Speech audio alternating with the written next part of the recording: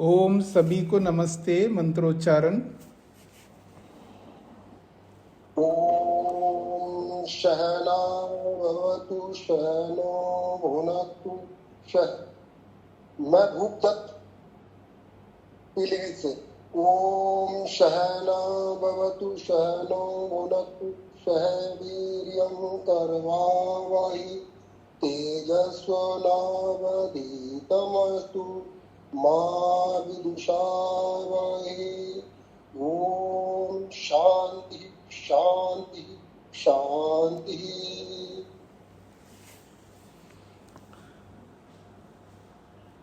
न्याय दर्शन की कक्षा संख्या 12 है। प्रथम अध्याय के प्रथम आहनिक के हमने 2 सूत्र पूरे किए हैं।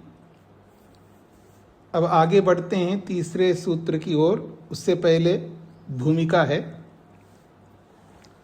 और प्रसंग चल रहा है। प्रकरण अब प्रारंभ हो रहा है प्रमाण का। 16 पदार्थों में पहला पदार्थ प्रमाण। अब प्रमाण की चर्चा प्रारंभ हो रही है। उससे पहले भूमिका के रूप में कुछ विशेष बातें कही जा रही हैं। पृष्ठ संख्या है 12।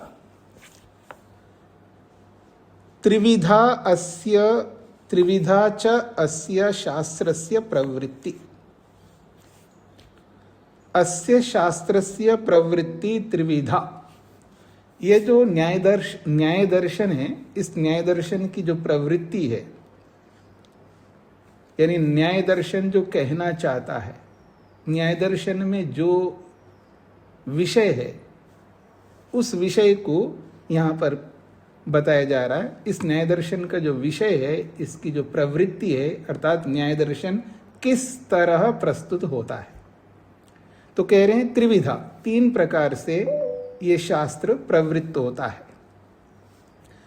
3 प्रकार से शास्त्र आगे बढ़ता है। कैसे? तो कहा उद्देश्य लक्षणम परीक्षा च इति। इस शास्त्र की जो प्रवृत्ति वो 3 प्रकार से इस प्रकार है। सबसे पहले ये शास्त्र उद्देश्य को लेकर के बताता है। उद्देश्य का अर्थ होता है नाम, संज्ञा, पदार्थों के नाम। कितने पदार्थ हैं और उनके क्या नाम हैं। कितने पदार्थ हैं, उनके क्या नाम हैं, इसको उद्देश्य शब्द से बोला है। और दूसरा इस शास्त्र की प्रवृत्ति है लक्षणम। जितने पदार्थ हैं, प्रत्येक पदार्थ का ये शास्त्र लक्षण करता है, अर्थात उस पदार्थ की परिभाषा करता है। यहाँ लक्षण का अर्थ है परिभाषा। और जो पदार्थ इस शास्त्र ने हमारे सामने रखा, उस पदार्थ की वास्तविक स्थिति क्या है, अर्थात वो पदार्थ वास्तव में है या नहीं है, यदि है तो किस प्रकार है, और इन बातों की परीक्षा की जाती है। ये शास्त्र की तीसरी प्रवृत्ति है। तो उद्देश्य लक्षणम परीक्षा च इति। तो कितने पदार्थ हैं, उनका नाम बताना उद्देश्य है। एक एक पदार्थ की परिभाषा करना लक्षण कहलाता है। और जैसा लक्षित किया है, जैसा परिभाषित किया है, वो पदार्थ वैसा ही है या नहीं है, उसकी परीक्षा करना। ये है न्याय दर्शन की प्रवृत्ति। हाँ जी, अंकित जी को क्या कहना है? नमस्ते स्वामी जी। ये जो पिछले सूत्र में, सूत्र संख्या 2 में जो बात हुई थी कि दुख हटाने को लेकर मतलब बताए गए और उसके फिर मतलब क्रम से जो उसके कारण चलते जा रहे, तो इसमें जो उत्तर उपाय जो शब्द बताए ना, उसमें डाउट था कि जैसे बहुत बार हम देखते हैं, जैसे जो विवेक ख्याति प्राप्त हो जाता है या फिर ऐसी भी अगर विद्या दब जाती है, तो जीते जी भी व्यक्ति जो होता है उससे दुख प्रभावित नहीं कर पाते हैं। तो उत्तर में ये है ना कि जन्म हटेगा तभी दुख हटेगा, लेकिन जीवन। जी, जो आप कहना चाहते हैं वो अलग है और यहाँ जो बताया वो अलग है। तो दुखों की सर्वथा निवृत्ति जो है, यहाँ जो बताया वो सर्वथा निवृत्ति की है, और आप जो बता रहे हो वो सर्वथा निवृत्ति की नहीं है।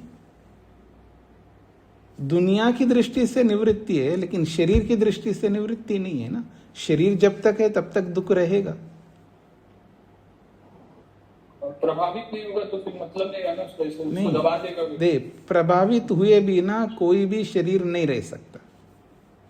प्रभावित दो प्रकार से होता है। व्यक्ति एक विद्या से प्रभावित होता है, एक अविद्या से प्रभावित होता है। तो अविद्या से प्रभावित नहीं होगा, इसमें तो कोई आपत्ति नहीं है। लेकिन शरीर कट गया है, शरीर में पीड़ा हो रही है, वो विद्यापूर्वक प्रवृत्ति तो होगी तो दर्द तो होगा ही ना, उसको दर्द को तो एहसास करेगा ना व्यक्ति। अच्छा, पर मेरा स्वरूप नहीं है वो जो दर्द हो रहा है, तो फिर देखिए, आपका शरीर नहीं है पर शरीर में तो आप है ना। तो जब तक शरीर में रहोगे तब तक तो उस दुख का प्रभाव आत्मा पे पड़ेगा। वो प्रतिकूल वेदनीयम है ना दुख, तो अनुकूल वेदनीयम तो है ही नहीं है। दुख तो प्रतिकूल वेदनीयम है। तो उस प्रतिकूल वेदनीयम को अनुभव किए बिना योगी हो या भोगी हो कोई नहीं रह सकता। बस इतना जरूर है कि एक योगी नहीं है, वो जिस तरह दुख का अनुभव करता है वो अविद्या से अलग प्रकार का दुख अनुभव करता है, विद्या से अलग प्रकार का, दोनों उसके पास पर्याप्त मात्रा में होता है। और जो योगी है वो अविद्यापूर्वक दुख का अनुभव नहीं करता है, लेकिन विद्यापूर्वक तो दुख का अनुभव करेगा क्योंकि शरीर में है, उससे बाहर नहीं हो सकता। इसलिए योग कहता है कि ये जो गुणवृत्ति विरोध दुख है उससे बच नहीं सकता योगी। जब तक शरीर रहेगा तब तक तो दुख से बच नहीं सकता। इसीलिए मोक्ष का उपदेश है, सर्वथा दुख से बचना चाहते हो तो जन्म के रुक जाने पर ही दुख रुक जाएगा, ये यहां पर कहा है। ठीक है जी। असल में ये जो प्रकरण था ना, इस वजह से आया था जो हम प्रवचनों में सुनते थे कि पंडित गुरुदत्त विद्यार्थी का जो एक अनुभव था कि जो स्वामी दयानंद जी जो अपनी बहुत विकट स्थिति हो गई थी, वो परेशानी हो गई थी, उसके बाद भी वो प्रसन्न होते हुए, मतलब वो प्रसन्न होते हुए उनको दिखे तो वो हैरान हो गए कि शरीर में इतनी पीड़ा है लेकिन वो फिर भी प्रसन्न है। देखिए, प्रसन्न होना एक अलग चीज है और दुखी होना एक अलग चीज है। ठीक है, शारीरिक दुख अनुभव करते भी व्यक्ति प्रसन्न रह सकता है। शारीरिक दुख अनुभव करता भी व्यक्ति प्रसन्न हो सकता, उसको सहन कर रहे हैं वो। कोई व्यक्ति सहन नहीं करता, कोई व्यक्ति सहन करता है। ये तो वो तो योगी थे, मैं बिना योगी का भी उदाहरण दे सकता हूँ। क्यों? क्योंकि गुरुकुलों में, जब हम गुरुकुलों में रहे, हमारे साथ होता ही रहा है, बहुत दुख होते आए हैं। लेकिन कोई कोई ऐसा ब्रह्मचारी होता था, पहले इतने साधन नहीं होते थे, जो गेहूं होता है उस गेहूं को थ्रेसर में लगा करके गेहूं निकालने का होता है ना, तो थ्रेसर, पता नहीं आप जानते नहीं जानते, एक मशीन होता है जिसमें गेहूं की पूली जो है रखते हैं तो भूसा अलग हो जाता है और गेहूं अलग निकल के आता है। तो रात को अंधेरे में हाथों से दबाना पड़ता था उसको, तो दबाते दबाते उसका हाथ अंदर चला गया, पूरा यहाँ तक कट गए, यहाँ तक। वो चू नहीं किया, न रोया, न आंसू निकाला, कुछ नहीं, बस सहन किया। उसका बहुत ज्यादा शारीरिक सामर्थ्य था। अब समझ रहे मेरी बात को? और कोई थोड़ा सा ब्लेड से थोड़ा सा भी कट जाए ना, जो कोई शेव कर रहा हो या बाल निकाल रहा हो या कोई सब्जी काट रही हो माता जी, तो थोड़ा सा भी होता हो सकता है उनको दर्द वो सहन नहीं कर पाए, वो फील करती है और आंसू भी निकल के आता है और लोगों को पता भी लगता है। तो वो शारीरिक सामर्थ्य होता है व्यक्ति का, वो एक सीमा तक सहन कर सकता है। और जिसमें जो अभ्यास करेगा, याद रखना, योगी हो या भोगी हो, जिसमें जो अभ्यास करता है उसमें वो एक्सपर्ट होता है। योगी लोग भी इतना सांस नहीं रोक सकते जो गोताखोर रोकता है, समझ रहे ना? तो एक अलग वो स्थिति है। इससे हमको पता नहीं लगेगा कि वो बहुत बड़ा आदमी है, ठीक है, उस विषय में वो बड़ा है, हर विषय में नहीं हो सकता। तो सहन करने एक अलग होता है और दुख का होना एक अलग होता है। दुख होते हुए भी सहन करता है व्यक्ति, ठीक है ना जी। अंतिम ये था कि जो हमने सुख के बारे में बात की, तो सुख को जो है, मतलब जो योगी लोग होते हैं, मतलब दुख मिश्रित देखते हुए छोड़ते हैं जी। तो लेकिन उसमें बात इस प्रकार से होती है कि दुख को देखकर, मतलब वो दुख से क्योंकि प्रधान रूप से तो उस वजह से छोड़ रहे हैं, लेकिन क्या सुख को भी हम देखें तो जैसे कोई बिजली की तार वो व्यक्ति नहीं छूटता है क्योंकि उसमें कोई सुख नहीं दिखता, लेकिन कोई सुखदायी वस्तु से भोजन या ऐसा कुछ रहा, तो उसमें जो सुख वाला जो एस्पेक्ट है, तो वो व्यक्ति को खींच रहा है अपनी तरफ, फैसिलिटेट कर रहा है दुख की तरफ, तो ये सुख की भी वर्षना होनी चाहिए उसके हिसाब से। ये भी तो मतलब फैसिलिटेट कर रहा है, मतलब दुख की तरफ खींच रहा है व्यक्ति को, तो ये भी एक प्रतिकूल चीज हुई ना उस हिसाब से। देखिए, कोई वस्तु किसी के लिए प्रतिकूल होती है, किसी व्यक्ति के लिए अनुकूल भी होती है। इलेक्ट्रिशियन होता है ना, वो बिजली को आराम से छूता है। वो जब काम कर रहा होता है ना, कई बार हम कहते हैं जी कम से कम स्विच ऑन ऑफ करो और बिल्कुल फीस निकाल दो, नहीं वो नहीं, हमारा तो रोज का अभ्यास है, वो आराम से उसको छूता है। उसको दर्द तो होता है लेकिन उसको प्रैक्टिस हुआ है, थोड़ा बहुत तो दर्द उसको भी होता है, पर वो दुख को भी स्वीकार कर रहा है। वो वहां पर हम नहीं स्वीकार करते क्योंकि हमारा प्रोफेशन नहीं है वो। तो इसलिए हर जगह दुख होता है, कोई उस दुख को स्वीकार करता है, कोई नहीं स्वीकार करता है। दुख को भी स्वीकार करने वाले हैं, ऐसा नहीं है कि दुनिया में दुख को स्वीकार करने वाले नहीं है। जब आपको पनिश किया जाए, जब आपको ऐसा पनिशमेंट दिया जाए, आपको उसको स्वीकार करना, आपके पास कोई रास्ता नहीं है, तो आप सहर्ष स्वीकार करोगे उसको। जी सही, वो सुख, लेकिन इसमें मतलब ये था कि जो सुख जो है ये भी तो मतलब दुखी के समान इसको देखना चाहिए, क्योंकि अगर इसमें सुख नहीं होता तो व्यक्ति उस तरफ प्रवृत्ति नहीं होता। देखिए, सुख आप धीरे धीरे आपको स्पष्ट हो जाएगा। दुख सुख है इसलिए तो प्रवृत्त होता है, लेकिन उसमें दुख नहीं देखता है तो ज्यादा प्रवृत्त होता है। एक बात। दूसरी बात यह है, योगी व्यक्ति सुख को छोड़ता है, इसका तात्पर्य यह नहीं कि वो कुछ भी रूप रस गंध स्पर्श आदि को भोगता नहीं, सबको भोगेगा, ठीक है ना। वो अविद्या से नहीं भोगता, बस इतना अंतर है योगी में। साधारण लोग अविद्या से भोगते हैं, वही विद्या से भोगता है, बस इतना अंतर है। क्योंकि इस शास्त्र का ये भी तो सिद्धांत है ना, बिना भोग किए अपवर्ग नहीं मिल सकता। भोगों को तो भोगना है, लेकिन भोगों को भोगता हुआ उसको अविद्या से नहीं भोगता व्यक्ति। और बाकी लोग अविद्या से भोगते हैं, क्योंकि उसी से वो तृप्त होते हैं, ऐसा मान करके वो भोगते हैं। मैं तृप्ति के लिए नहीं भोग रहा है, वो शरीर की रक्षा के लिए भोग रहा है, शरीर में हूं इसलिए भोगता है व्यक्ति। तो भोगना आवश्यक है, बिना भोगों को भोगे मुक्ति तक नहीं पहुंच सकता है। बस शर्त इतना है, उन भोगों को भोगते हुए व्यक्ति अविद्याग्रस्त होता है। ऑलमोस्ट सब लोग अविद्या से ग्रस्त होकर के ही भोगते हैं, लेकिन कोई योगी होता है जो समाधिस्थ होता है, वैराग्यवान होता है, वो ही उसको जब भोगता है तो राग रहित होकर के भोगता है। वो भी सुख लेता है योगी, और भोगी भी सुख लेता है, दोनों सुख लेते हैं, पर एक विद्यापूर्वक और एक अविद्यापूर्वक, अंतर इतना ही। बाकी धीरे धीरे आपको समझ में आएगा जी। ये दो मनी जी को क्या पूछना है? धन्यवाद। नमस्ते स्वामी जी। जी। नैमित्तिक अनुष्ठान प्रत्याभावः प्रवृत्ति निमित्तः इति, इसको दोबारा समझना है स्वामी। हाँ जी, पृष्ठ संख्या बताइए। ये मेरा ढूंढेरा जी का है। अच्छा, कहाँ पर आप पूछना चाहते हैं? ये जो 3 नंबर सूत्र से पहले उसके ऊपर है इसमें। अच्छा, उसको हाँ जी, ठीक है। नैमित्तिकः सन् प्रत्यभाव प्रवृत्ति निमित्त इति, इसको पूछ रहे हैं ना आप? हाँ जी। जी, नैमित्तिकः सन् का मतलब है निमित्त वाला होता हुआ, अर्थात कारण वाला होता हुआ। ये जो पुनर्जन्म है, ये पुनर्जन्म कारण वाला है, पर कारण कौन है? तो कहा प्रवृत्ति निमित्त, प्रवृत्ति ही इसका कारण है, अर्थात कर्म ही इसका कारण है। ठीक हो गया? अच्छा, और मैं पूछ लेता हूं, जो पिछले पाठ के संदर्भ में, पिछले पाठ में जिन जिन लोगों ने प्रश्न किया था, यदि वो पिछले पाठ से संबंधित जिनके प्रश्न हो तो अभी कर सकते हैं, फिर बाद में आप कहेंगे जी टाइम नहीं है जी, या मैं कहता हूं टाइम नहीं है, आप नहीं कहते हैं जी। किसी का है प्रश्न पिछले पाठ से संबंधित? ठीक है, मैं आगे बढ़ता हूं जी।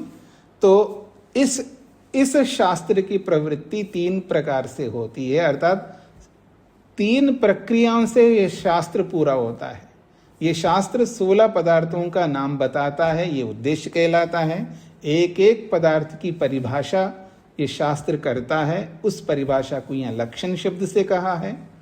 और जो लक्षण किया है जिस पदार्थ का, उस पदार्थ के लक्षण के अनुरूप वो पदार्थ है या नहीं है, उसकी परीक्षा भी ये शास्त्र करता है।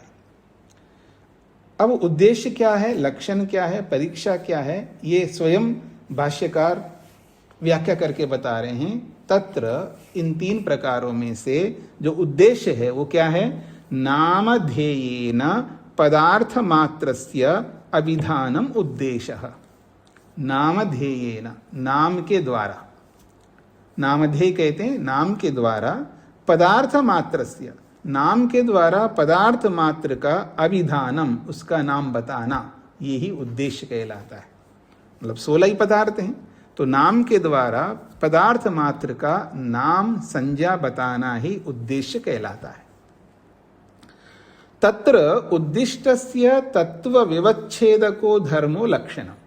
लक्षण किसे कहते हैं, तो कहते हैं तत्र उद्दिष्टस्य, जो नाम बताया गया, नाम बताए हुए का, पदार्थ के नाम बताए हुए पदार्थ का तत्व विवच्छेद का, दूसरे तत्वों से अलग करने वाला जो धर्म होता है उसको लक्षण कहा है। मतलब जब लक्षण परिभाषा जब बताई जाती है तो वो परिभाषा में विशेष धर्म होता है, वो धर्म उस पदार्थ को स्पष्ट रूप से अभिव्यक्त करता है और दूसरे पदार्थों से अलग करता है। आप मेरी ओर देखिएगा, जो बुद्धि का प्रयोग करता है उसे मनुष्य कहते हैं। ये मैं मनुष्य की परिभाषा कर रहा हूं। तो ये जो बुद्धि है ना, ये है धर्म। ये बुद्धि ही मनुष्य का लक्षण है, जो बुद्धि का प्रयोग करता है। कोई पशु नहीं करता है मनुष्य की तरह प्रयोग। अर्थात बुद्धि तो सभी प्राणी प्रयोग करते हैं, पर मनुष्य उचित अनुचित, धर्म अधर्म, न्याय अन्याय, पाप और पुण्य, प्रयोजन और अप्रयोजन, इन सबको ध्यान में रख करके बुद्धि का प्रयोग करता है। क्या ऐसे मनुष्येतर योनियों में कोई प्राणी करता है? तो नहीं करता है। तो जब मैं मनुष्य की परिभाषा करूंगा, ये जरूरी नहीं जैसे मैंने मनुष्य की परिभाषा किया आप वैसे ही करें। आप कोई दूसरे धर्म को ला करके परिभाषा कर सकते हैं, क्योंकि मनुष्य में अनेक धर्म है। तो मैं मनुष्य की परिभाषा कर रहा हूं। मनुष्य किसे कहते हैं? तो मैंने कहा जो व्यक्ति बुद्धि का प्रयोग करता है, जो व्यक्ति बुद्धि पूर्वक चलता है, उसे मनुष्य कहते हैं। तो ये जो बुद्धि को धर्म बना करके, बुद्धि की विशेषता को सामने रखते हुए इस मनुष्य को बाकी सब प्राणियों से अलग कर रहा हूं। क्लियर? यही बात यहां पर बताई जा रही है। उद्दिष्टस्य, जिसका नाम बताया गया है, नाम बताए गए पदार्थ के तत्व विवच्छेद का, बाकी तत्वों से अलग करने वाला जो धर्म है, उसको लक्षण कहते हैं। स्पष्ट हो गया जी सभी को? आगे बढ़ता हूं जी मैं। अब लक्षण बता दिया है तो आगे कह रहे हैं लक्षितस्य, जिस पदार्थ का लक्षण किया है उस लक्षित पदार्थ के यथा लक्षणम उपपद्यते न वा, जैसा लक्षण किया गया है वैसा लक्षण उस पदार्थ में है या नहीं, इसकी परीक्षा करना। मनुष्य की परिभाषा मैंने की है। अब ये मनुष्य की परिभाषा में जो आपने लक्षण बताया, जो बुद्धि पूर्वक बुद्धि का प्रयोग करता हुआ जो जीता है, उसे मनुष्य कहते हैं। अब मेरे को परीक्षा करना है कि जैसा इन्होंने परिभाषा बताई है मनुष्य की, ऐसी परिभाषा उस पदार्थ में है या नहीं है, इसकी परीक्षा करना है। जब मैं परीक्षा करूंगा तो ये आदमी तो बुद्धि का प्रयोग कर ही नहीं रहा है, यही नहीं कोई भी नहीं कर रहा है बुद्धि का, फिर मनुष्य कैसे हो सकता है? यदि कर रहा है तो पता लग जाएगा बुद्धि का प्रयोग करता है। आपको ऐसा कोई मनुष्य नहीं मिलेगा जो बुद्धि का प्रयोग नहीं करता। मेरा इसका यह भी तात्पर्य नहीं कि हर जगह वो प्रयोग करता है, पर कहीं तो करेगा ना बुद्धि का प्रयोग मनुष्य। ऐसा कोई मनुष्य नहीं है धरती पर जो बुद्धि का प्रयोग नहीं करता। बस यही लक्षण को यदि आप लेकर के चलें तो हम तो वास्तव में जो वेद कहता है ना, मनोर्भव, मनुष्य बन ही जाएंगे। हमें हर जगह बुद्धि का प्रयोग करना है। तो कह रहे हैं यथा लक्षणम उपपद्यते न वा, जैसा उसका लक्षण किया है उस पदार्थ का, वैसा लक्षण उस पदार्थ में है ही ना, है या नहीं है। कैसे जानेंगे? इति प्रमाणे अवधारणम, ये प्रमाणों से जानेंगे, प्रमाणों से निश्चय करेंगे। अवधारणम का मतलब निश्चय, निर्णय। प्रमाणे अवधारणम, प्रमाणों से निश्चय करना ही परीक्षा है। परीक्षा जहां भी होती है वो प्रमाणों से ही निर्धारण किया जाता है। प्रमाण ही उसको प्रस्तुत करता है, ये ऐसा ही है या ऐसा नहीं है। बिना प्रमाण के परीक्षा नहीं हो सकती है। तो परीक्षा प्रमाण पूर्वक होनी चाहिए। तत्र उद्दिष्टस्य प्रविभक्तस्य लक्षणम उच्यते, तत्र उद्दिष्टस्य प्रविभक्तस्य लक्षणम उच्यते, जिसका उद्देश्य किया है, जिसका नाम बताया है, और केवल नाम ही नहीं बताया, प्रविभक्तस्य, और उसको प्रविभाग किया है, अर्थात इस पदार्थ का ये नाम है और वो पदार्थ कितने हैं उसका विभाग भी करना है। और विभाग करके लक्षणम उच्यते, फिर उसका लक्षण भी किया जाता है। यथा, जैसे कि प्रमाणानाम, प्रमाण, इसको प्रमाण कहते हैं और ये प्रमाण इतने होते हैं, उसका ये विभाग है। ये प्रमेय इसको कहते हैं और प्रमेय इतने होते हैं, ये उसका विभाग है। तो ये था जैसे कि प्रमाणों का और प्रमेय का, यानी प्रमेय किसे कहते हैं उसका भी लक्षण करेंगे, प्रमाण किसे कहते हैं उसका भी लक्षण करेंगे, और फिर उसका विभाग भी बताएंगे, जो आगे हम पढ़ने जा रहे हैं। उद्दिष्टस्य लक्षितस्य विभाग वचनम, और जिसका उद्देश्य किया है अर्थात जिसका नाम बता दिया है और उसका लक्षण भी किया है, फिर उसका विभाग भी करेंगे। यथा, जैसे कि छल के बारे में आगे बताएंगे।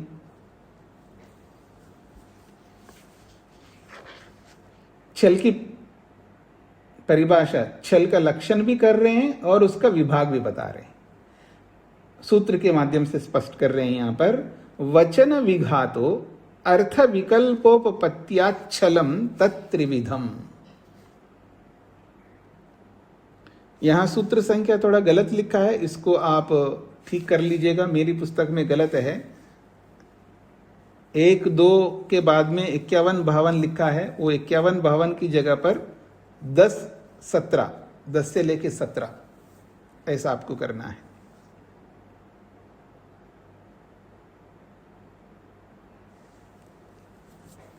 तो वचन विघातो अर्थ विकल्पोपपत्याच्छलम तत्त्रिविधम।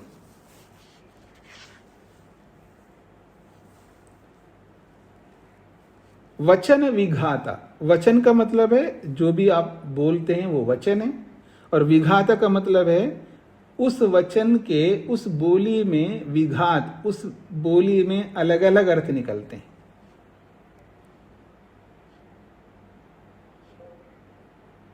यानी जो भी व्यक्ति कुछ बोलता है उस बोली के अंदर जो बात कही जाती है उसके अलग अलग अर्थ निकाल करके, तो इसको ऐसा कहेंगे,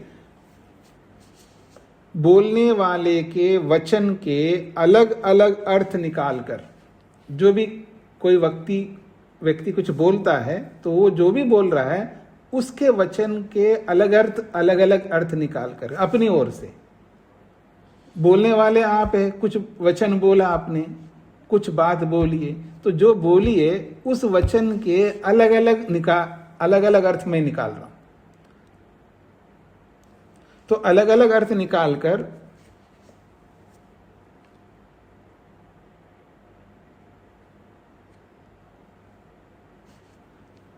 फिर उसके जो वचन है उस वचन का खंडन करना, इसको छल कहलाता है। बोलने वाले के वचन के अलग अलग अर्थ निकाल करके उसके कथन का, उसके वचन का खंडन करना छल कहलाता है। कैसे होता है वो आगे आपको समझ में आ जाएगा। पहले छल किसे कहते हैं उसको समझ लीजिएगा। छल का मतलब आप कोई बात बोलते हैं और उसके अलग अलग अर्थ निकाल करके फिर उसका खंडन करना है। मैं हिंदी में तो नहीं बोल सकता, संस्कृत में बोल सकता। नवकंबलो अयम मानक, नवकंबलो अयम मानवक। मानवका कहते बालक। मान लीजिए सर्दी पड़ रही हो और कोई बच्चा जो है कंबल ओढ़ करके आया है। अभी तो सर्दी उतनी नहीं पड़ती है। जब हम गुरुकुल में पढ़ते थे तो दिल्ली में एक बहुत बड़ा जुलूस निकलता था। आज भी निकालते होंगे। श्रद्धानंद बलिदान दिवस बनाते हैं दिल्ली में व्यापक रूप से। अब तो उतना व्यापक नहीं होता है। हमारे समय में जब हम विद्यार्थी थे तब बहुत बड़ा जुलूस चलता था। तो हम लोग गुरुकुल से आते थे, क्योंकि दिसंबर में होता था। 23 दिसंबर।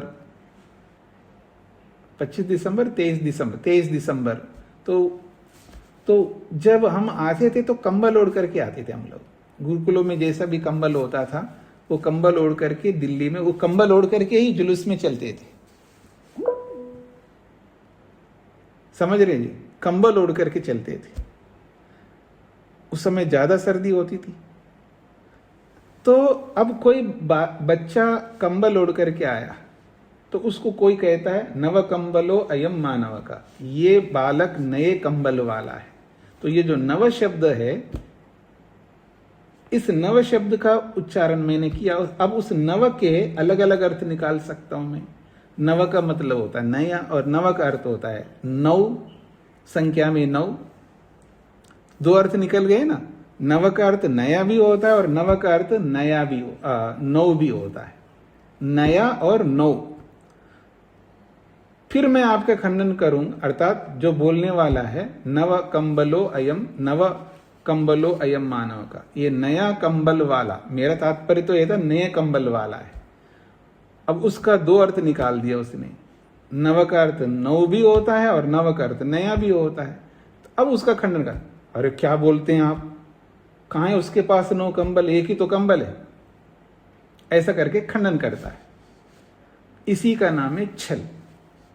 बोलने वाले ने जो वचन बोला है, जो कथन किया है, उस कथन के अलग अलग अर्थ निकाल करके उसका खंडन करना, इसका नाम है छल। और कई बार हिंदी में हम लोग बोलते हैं, आप लोग भी बोलते होंगे, क्या अंकित जी मैंने आपको अनेक बार बुलाया, आप तो आए नहीं। तो अंकित जी कहने लगे, अनेक बार कहां बुलाया आपने, 2 ही बार तो बुलाया। तो 2 बार को भी तो अनेक बार कहेंगे ना। अनेक बार का मतलब आप क्या एक्सपेक्ट करते हैं? अनेक बार का मतलब 10 बार, 15 बार, 20 बार ना। एक अनेक, जो एक नहीं है वो अनेक होता है। वो अनेक 2 भी हो सकता है, वो अनेक 3 भी हो सकता है, वो अनेक 4, 10, 15, 100, 1000 कितने भी हो सकता है। तो अनेक बार आपको बुलाया किसी ने बोला है। अब उसका खंडन करता है व्यक्ति कि आपने अनेक बार कहां बोला, तो 2 ही बार तो बुलाया। मैंने आपको अनेक बार सहयोग किया है। क्या बात करते हैं आप, अनेक बार, 2 ही बार तो किया आपने। मैंने आपको अनेक बार खिलाया, आपने एक बार भी नहीं खिलाया। क्या बोलते हैं जी आप, अनेक बार खिलाया, 2 ही बार तो खिलाया। तो वो इस तरह का करके वो उसके वचन को निरस्त करता है, खंडन करता है। तो इसको छल कहते हैं। ऐसे अनेक प्रकार के छल होते हैं। तो यहां पर कहा छल इस तरह का होता है और वो छल 3 प्रकार का होता है। इस सूत्र में छल की परिभाषा भी किया है कि सामने वाले के वचन के अनेक अर्थ निकाल करके खंडन करने को छल कहते हैं। और वह छल 3 प्रकार का होता है। तो परिभाषा भी की है और उसका विभाग भी किया है, ये यहां पर प्रस्तुत किया है। हाँ जी, दिनेश जी को क्या कहना है? प्रणाम स्वामी जी। मैं दिल्ली से ही हूँ। तो 25 दिसंबर को ही निकलता है उनका जो श्रद्धानंद दिवस निकलता है। अच्छा, 25 को निकलता है, ठीक है। 23 नहीं होगा। 25 जी जी, ठीक है जी, धन्यवाद। जी जी जी।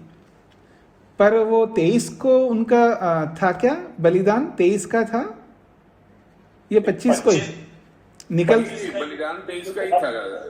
स्वामी जी ठीक कह रहे हैं आप। हाँ, बलिदान तो 23 की होगा, लेकिन निकाल के 25 को होगा। ठीक है जी ये जी, मुझे ठीक है, समझ आता हूँ। ठीक है, कोई बात नहीं। जी जी जी, तो मैं आगे बढ़ता हूं जी।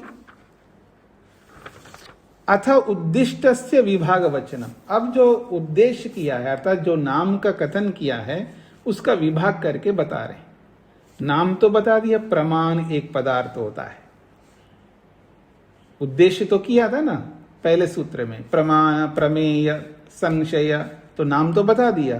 तो जो नाम किया, नाम बताया, फिर उसका विभाग यहां बताया जा रहा है। दो प्रकार से कथन किया जाता है जी।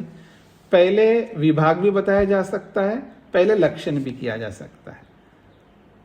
जैसे अभी छल वाले सूत्र में पहले लक्षण किया, उसके बाद विभाग किया है। तो दो प्रक्रिया से चलता है ये शास्त्र।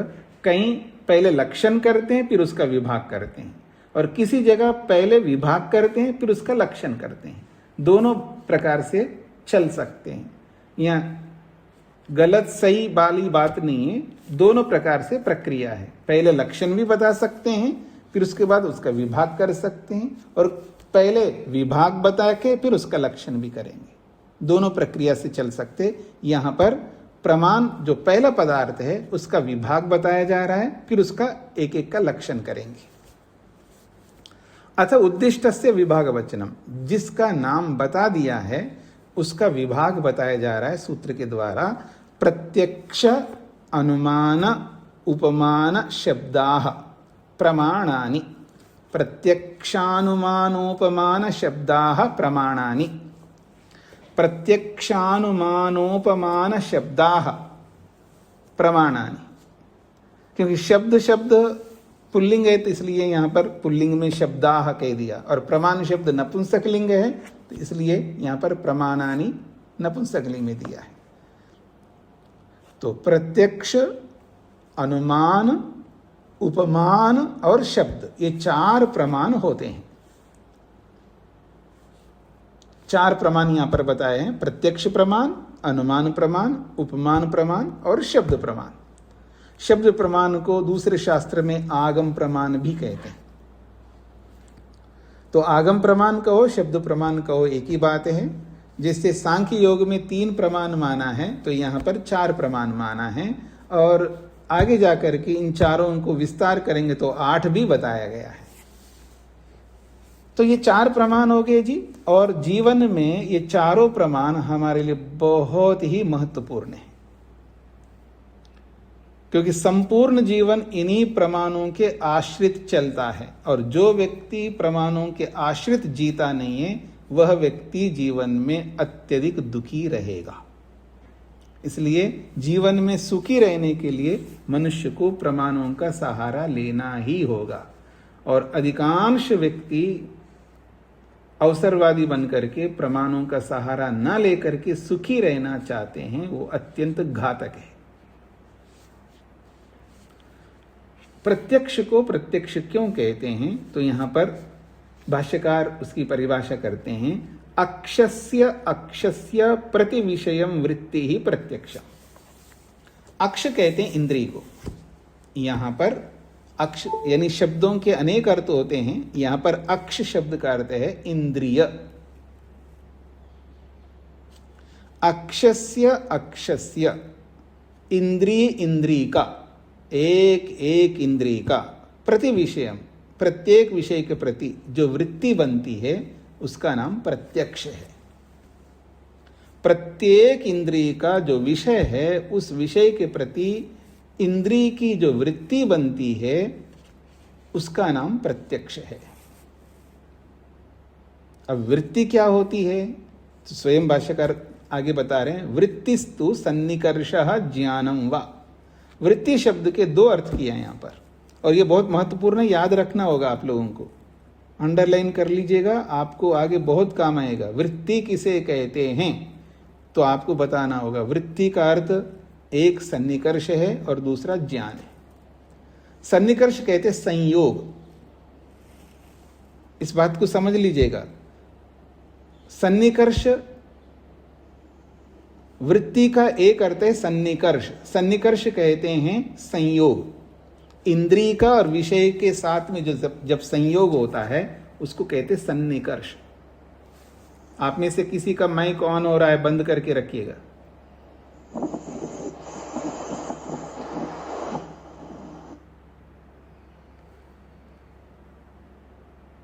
वृत्ति किसे कहते हैं? तो एक अर्थ बताया वृत्ति का, सन्निकर्ष। सन्निकर्ष कहते हैं संयोग को। किसका संयोग?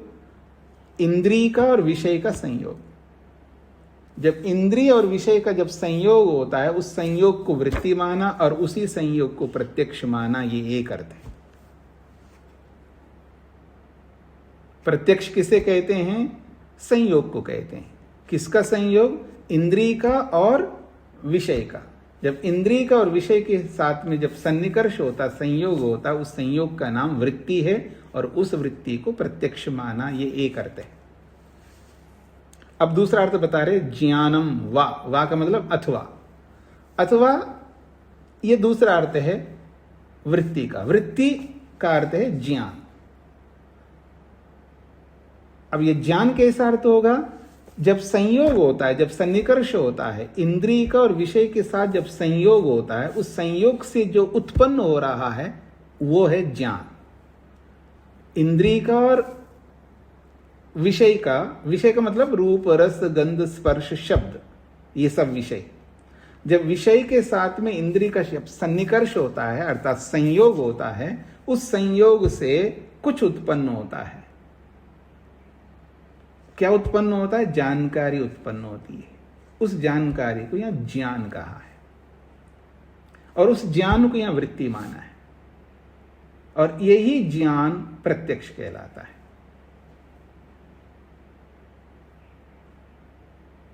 तो अब आपके सामने वृत्ति शब्द के दो अर्थ आए हैं। वृत्ति अर्थात संयोग, वृत्ति अर्थात ज्ञान। दोनों ही वृत्ति शब्द के अर्थ हैं और दोनों ही प्रत्यक्ष कहलाते हैं।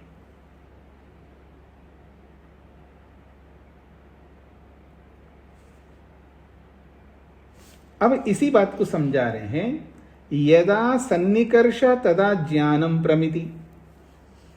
यदा जब सन्निकर्ष को प्रत्यक्ष कहेंगे, जब संयोग को मन में बिठा लीजिएगा। नया शब्द है, संयोग तो आपके लिए पुराना शब्द है। आसानी से संयोग बोलते ही आपको क्लियरली समझ में आता है, लेकिन सन्निकर्ष क्लियरली इसलिए नहीं आता है क्योंकि शब्द नया सा है। और याद रखिएगा, ये केवल इसी के लिए नहीं है, हर शब्द के लिए। जो पहली बार कोई शब्द आपके सामने आता है, उस शब्द का जो भी मीनिंग आपको बताया जाता है, उसे घबराना नहीं। आप अपने मन को, अपनी मानसिकता को ऐसा मत बनाइए कि कुछ समझ में नहीं आ रहा है, ऐसा मत सोचिएगा। फिर क्या करना होगा? उस शब्द को बार बार मन में बिठाना होगा। और जिन शब्दों को हमने बार बार मन में बिठाया है, इसी का अर्थ समझ में आना होता है और कुछ नहीं होता है। क्यों जी? ये जो समझ में आना है, अच्छा मोबाइल का मतलब क्या होता है? समझ में आता है व्यक्ति को। टेप रिकॉर्डर समझ में आता है, रेडियो समझ में आता है। आता नहीं आता है? कितने लोग होंगे रेडियो का मतलब नहीं समझते हैं। अगर उनको बताया जाए, एक्सप्लेन करिए, कुछ बताइए, नहीं समझाएंगे। ट्रांसिस्टर समझ में नहीं आता, लेकिन ट्रांसिस्टर बोलते ही वो उनको समझ में आ रहा होता है, वो यूज करता है व्यक्ति। पर एक्चुअल में ट्रांसिस्टर किसको कहते हैं उसको नहीं पता है, सबको नहीं पता होता है, लेकिन उसको समझ में आ रहा है, यूज कर रहा है। तो वो समझ में आने का मतलब क्या है कि वो क्योंकि रोज बोलता है, रोज सुनता है, रोज यूज करता है, इसका मतलब समझ में आ गया। शब्द ऐसे ही होते हैं, इसलिए कभी घबराने की कोई बात नहीं है। कोई नया शब्द आता है, बस बशर्त ये है कि उस शब्द को बार बार प्रयोग करो तो अपने आप समझ में आ जाएगा। तो आइए कह रहे हैं यदा सन्निकर्ष, जब ये जो सन्निकर्ष को प्रत्यक्ष कहेंगे, तदा तब ज्ञानम प्रमिति, तब ज्ञान प्रमिति कहलाएगा। 4 बातें आपने सुनी है ना पहले, प्रमाता, प्रमाण, प्रमेय और प्रमिति। प्रमाता, प्रमेय, प्रमाण और प्रमिति। तो यहां कहना चाह रहे हैं यदा सन्निकर्षा, जब सन्निकर्ष को आप प्रत्यक्ष कहेंगे तो उसका फल क्या है जी? तो कहते हैं ज्ञानम प्रमिति, ज्ञान उसका प्रमिति है उस प्रत्यक्ष का। अब अगला, यदा ज्ञानम, यदा ज्ञानम, जब ज्ञान प्रत्यक्ष है, यदा ज्ञानम, जब ज्ञान प्रत्यक्ष है तो उसका फल क्या है? तो कहते हैं तदा हान उपादान उपेक्षा बुद्धया फलम। जब ज्ञान को प्रत्यक्ष कहेंगे, अब ज्ञान का ज्ञान है यहां पर, याद रखना, एक ज्ञान से दूसरा ज्ञान हो रहा है, वो फल है उसका। तो जब प्रत्यक्ष ज्ञान हो गया तो उसका फल क्या है? तो कह रहे हैं हान, छोड़ देना, क्योंकि वो ज्ञान मेरे लिए लाभकारी नहीं है, तो क्या करना है? हान, छोड़ देना। अथवा वो ज्ञान मेरे लिए लाभकारी है तो उपादान, ग्रहण करना है। अथवा ना छोड़ने योग्य है और ना अपनाने योग्य है। तीसरा है उपेक्षा, उपेक्षा रखना। ये है उस ज्ञान का, उस प्रत्यक्ष का फल है।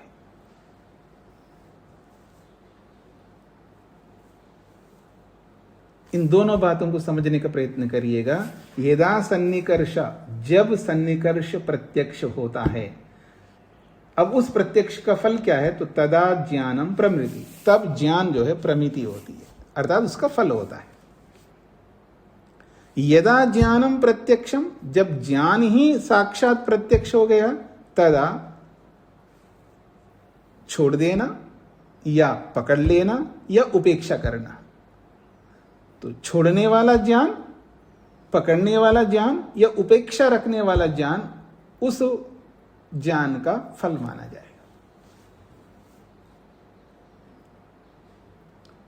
आज क्लियर हो रहा है जी, स्पष्ट हो रहा है? अब मेरी ओर देखिए, उदाहरण देता हूं।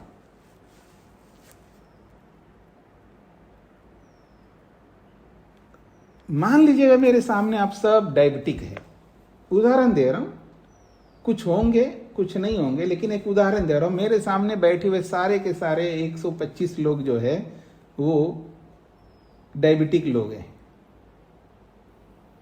और मैं ऐसा कुछ ले आया हूं आपके सामने, ऐसा कोई स्वीट जो भारत का नहीं, कोई अलग देश का स्वीट लाया हूं। देखिए ये स्वीट है, तो इंद्रियार्थ सन्निकर्ष से आपको ज्ञान हो गया, अर्थात आपकी इंद्रिय का उस वस्तु के साथ सन्निकर्ष हो गया, तो ये प्रत्यक्ष है। ठीक हो गया?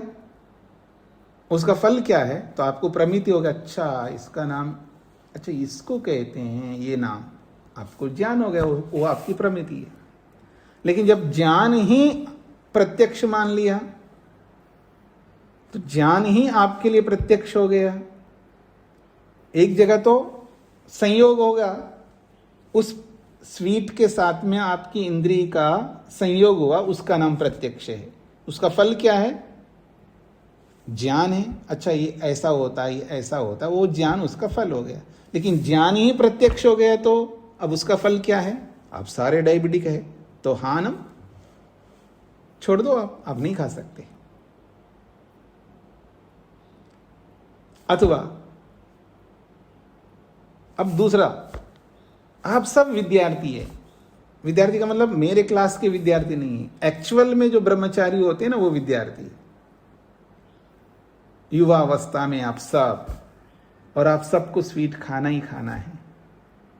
अब शरीर का ग्रोथ करना है, शरीर की वृद्धि करनी है ना ब्रह्मचारी को, तो अब वो स्वीट आपके सामने रखा तो आपको उसका ज्ञान हुआ। उसका फल क्या है? उपादान। आप उसको ग्रहण करेंगे।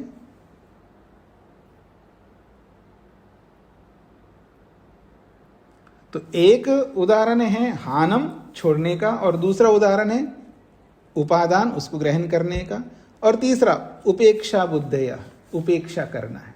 उपेक्षा का मतलब है अब आप सब योगी हैं, सब समाधिस्थ हैं, न तो आप हानम उसको त्याग कर रहे हैं, न उपादानम, न उसको ग्रहण कर रहे हैं, उपेक्षा रख रहे हैं।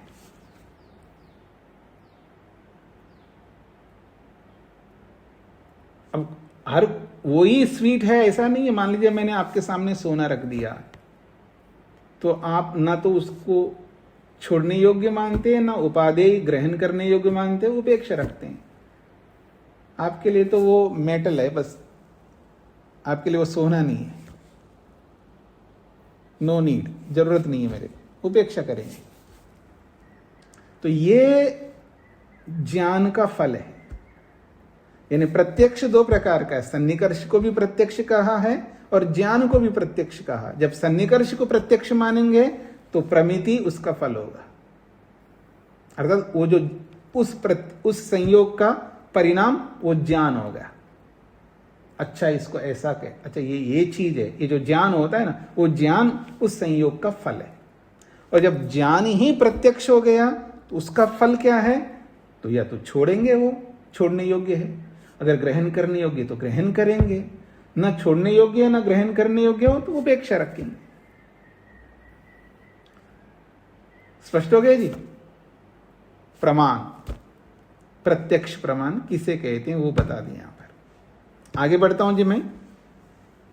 किसी कोई प्रश्न आए तो पूछ सकते हैं इसी प्रत्यक्ष को लेकर के। शेखर जी। जी प्रणाम स्वामी जी। तो इंद्रिय और विषय के सन्निकर्ष से जो हमें वृत्ति होती है या उसको हम ज्ञान कहते हैं जी, और उस वृत्ति का या ज्ञान का एक फल होता है। दो जी। चीज है कि यहाँ पे तीन चीजें ऐसा लग रहा है कि आप ज्ञान का भी ज्ञान, सन्निकर्ष से ज्ञान होता है जिसको आप परमेय बोल रहे हैं। हाँ, और हाँ, फिर उसका मतलब उसका हम तो एक वृत्ति है, ज्ञान है, एक ही बात है। और उससे फल होगा, उसको फल में मतलब उसका त्याग करना है, उसको ग्रहण करना है या उससे उपेक्षा करनी है। तो या इसके सिवा भी कुछ डीप आप बताना चाह रहे हैं? नहीं, दो ही चीजें बताना। एक तो संयोग को ही प्रत्यक्ष माना है शास्त्रकार ने। मात्र इंद्रिय का और विषय का जब संयोग हो तो उस संयोग को प्रत्यक्ष बोला है। तो फिर उस प्रत्यक्ष का फल क्या है? तो उन्होंने कहा ज्ञान, उसी ज्ञान को प्रमिति बोल दिया। और अब दूसरी बात कहिए, यदि प्रत्यक्ष को आप ज्ञान ले रहे हैं, प्रत्यक्ष का अर्थ दूसरा अर्थ ज्ञान लेंगे। अब ज्ञान, प्रत्यक्ष का अर्थ ज्ञान है, अब उस ज्ञान का करूं क्या मैं? तो कहा उसको फल के रूप में प्रस्तुत कर रहे हैं। उस ज्ञान का ज्ञान हम कर रहे हैं ना, अर्थात या तो छोड़ने वाली बुद्धि रखेंगे उसके साथ में, या पकड़ने वाली बुद्धि रखेंगे, या उपेक्षा वाली बुद्धि रखेंगे। वो जो छोड़ने वाली बुद्धि है, पकड़ने वाली बुद्धि है या उपेक्षा वाली बुद्धि, वो प्रत्यक्ष नहीं है, वो उसका फल है जी। हाँ वो तो ठीक है स्वामी जी। जो सन्निकर्ष हुआ वही वृत्ति हो गई, या मतलब वही प्रत्यक्ष हुआ है ना? हाँ जी, हाँ जी। ज्ञान का फल उसको तो हम प्रत्यक्ष नहीं कह रहे। उसको नहीं, हाँ, उसको प्रत्यक्ष नहीं कह रहे। जी जी जी, हाँ जी। और किसी का प्रश्न है? आगे बढ़ता हूं जी मैं। अनुमान। हाँ जी, आदित्य जी को क्या कहना है? स्वामी जी मेरा प्रश्न है कि जो सन्निकर्ष हो रहा है ये ज्ञान इंद्रियों के साथ हो रहा है ना, पंच ज्ञान इंद्रिया से किसी पदार्थ का संयोग हो रहा है, उसी को सन्निकर्ष कह रहे हैं ना जी। और जो यहाँ प्रमिति की बात हो रही है वो मन में हो रहा है ना, कि ज्ञान हो गया। जैसे उदाहरण से ह से हाथी होता है, अब किसी बालक को उस हाथी का चित्र दिखा दिया जाए तो वो उसका इंद्रियों के साथ सन्निकर्ष हो गया, तो उसे पता चल गया, उसका ज्ञान हो गया कि हाथी इसे कहते हैं जी। और उसके बाद प्रमिति की जो बात कही गई, जैसे अगर किसी को प्रमिति हो गया कि धूम्रपान से कैंसर होता है, तो उसका फल क्या होगा? वो त्याग कर देगा अगर सेवन करता हो तो। जी, इसको ऐसे समझ सकते हैं? हाँ जी, समझ सकते। प्रमिति कहो, ज्ञान कहो, एक ही बात है जी जी। धन्यवाद स्वामी जी। जी, अब मैं आगे बढ़ रहा हूं जी। अनुमानम, अनुमान को अनुमान क्यों कहते हैं? अनुमान की परिभाषा कर रहे हैं। ये सब भाष्यकार की परिभाषा है, आगे स्वयं सूत्रकार भी परिभाषाएं करेंगे, पर ये भाष्यकार की परिभाषा है। अनुमानम, अनुमान को समझा रहे हैं। मितेन लिंगेन लिंगिनो अर्थस्य पश्चात मानम अनुमान। मितेन लिंगेन, जाने गए लिंग से। मित का अर्थ होता है यहां ज्ञान। जाने गए लिंग से लिंगी रूपी अर्थ का पश्चात बाद में मानम ज्ञान होता है, उसको अनुमान कहते हैं। मानम का अर्थ ज्ञान है और मित का अर्थ भी ज्ञान है। मितेन लिंगेन, जाने गए लिंग के द्वारा, मतलब जिस लिंग को आपने जान लिया है ना, ये इसका लिंग है, उस लिंग के ज्ञान से जो लिंगी रूपी अर्थ का बाद में जो ज्ञान होता है उसको अनुमान कहते हैं।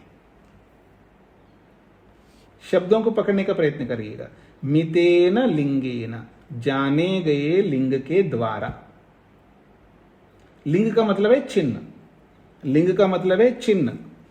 जाने गए लिंग के द्वारा, और जिस वस्तु को हम जानते हैं ना, उस वस्तु को यहां लिंगी कहा। लिंगी, लिंग और लिंगी, चिन्ह से वस्तु का बोध करना।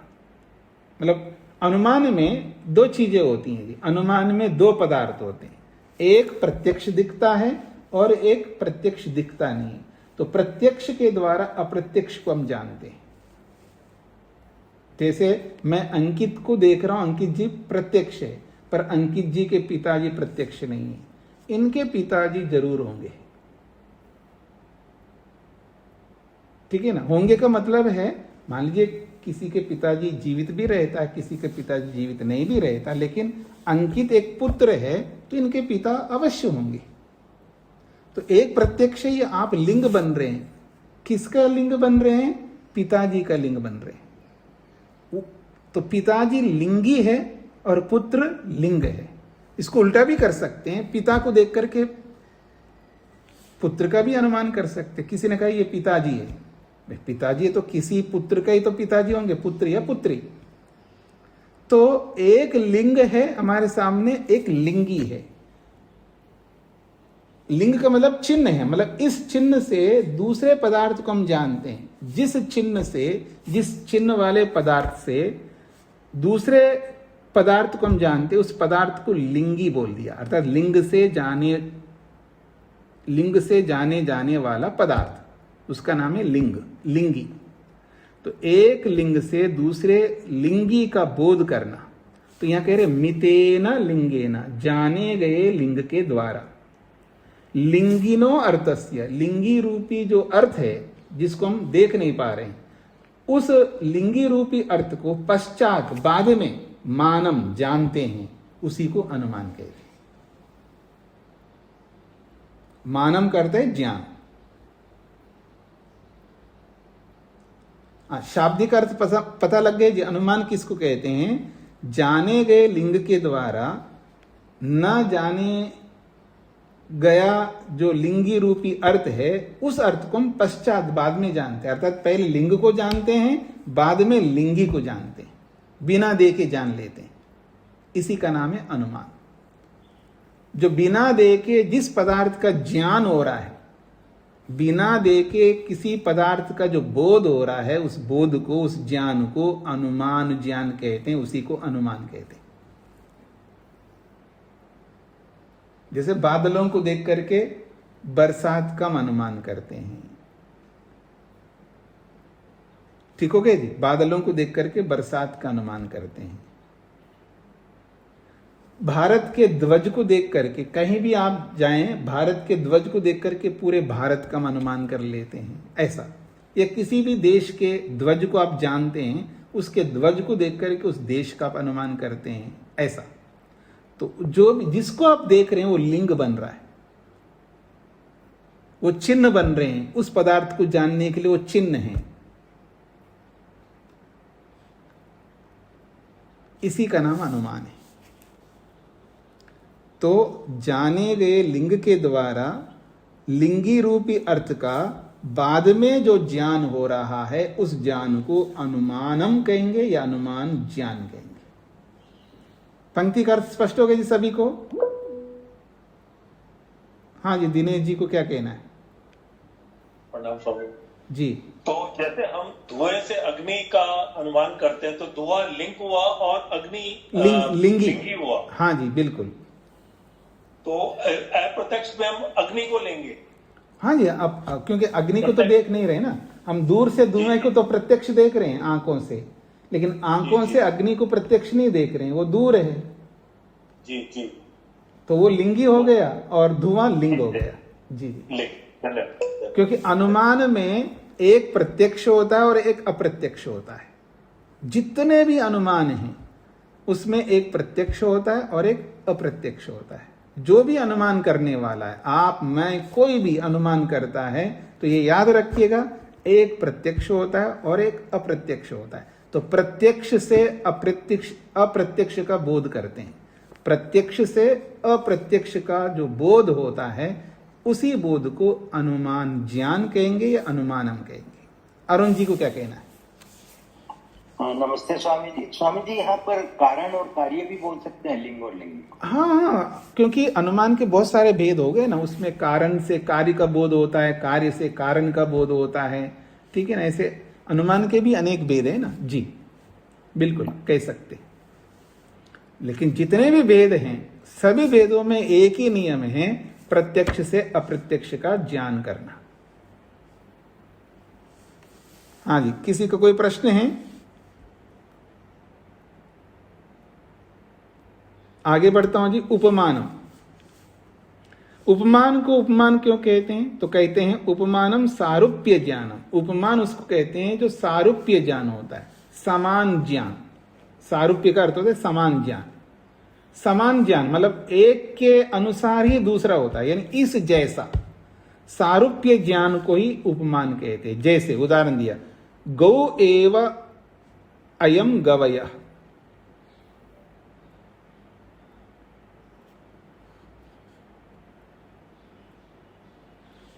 गौ एव गवया, गाय जैसा ही गवया। गवय का मतलब है नील गाय।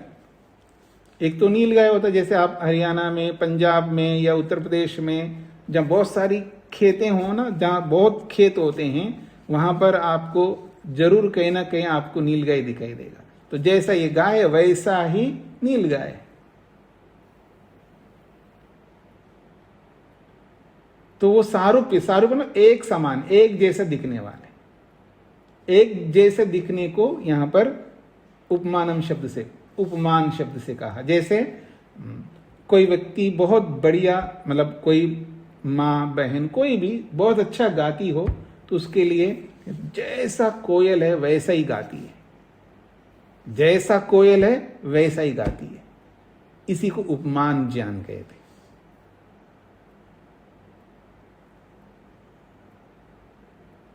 सारूप्यम तो सामान्य योग। ये जो सारूप्य होता है वो सामान्य संबंध होता है, विशेष संबंध नहीं होता है। सामान्य योग को ही सारूप्यम कहते हैं। सारूप्यम तो सामान्य योग। सारूप्य का अर्थ है सामान्य संबंध, योग का मतलब संबंध, सामान्य संबंध होता है। मतलब केवल कंठ का ही संबंध बता रहे हैं, जैसा कोयल वैसा ही ये गाती है। यहाँ जो सारूप्य है, जो समानता है, केवल कंठ के साथ है, शरीर के साथ नहीं है, उसके पंखों के साथ नहीं है, उसका और जो विशेषता है उसके साथ नहीं, केवल गले के साथ में सारूप्य। इसको कहते हैं सामान्य योग, सामान्य संबंध है। क्योंकि उपमान जो है सामान्य संबंध को बताता है, एक समान संबंध, मतलब ऐसा संबंध उसमें दिखना चाहिए, ये वैसा ही गाता है जैसा वो गाता है। इस तरह केवल उतने ही संबंध दिखा रहे हैं, सारे संबंध नहीं दिखा रहे हैं। इसी को उपमान कहते हैं। ठीक है, इसको आज इतना ही रखता हूं। आप लोग विचार करके आइएगा, और इन प्रमाणों का प्रयोग करना ही हमारे जीवन का बहुत बड़ा उद्देश्य है। क्योंकि प्रमाणों का प्रयोग करने वाला ही बहुत आगे बढ़ता है। क्योंकि प्रमाण पूर्वक चलना, प्रमाणों का प्रयोग करना, यही हमारे जीवन का बहुत बड़ा उद्देश्य होना चाहिए। ओम शांति शांति शांति।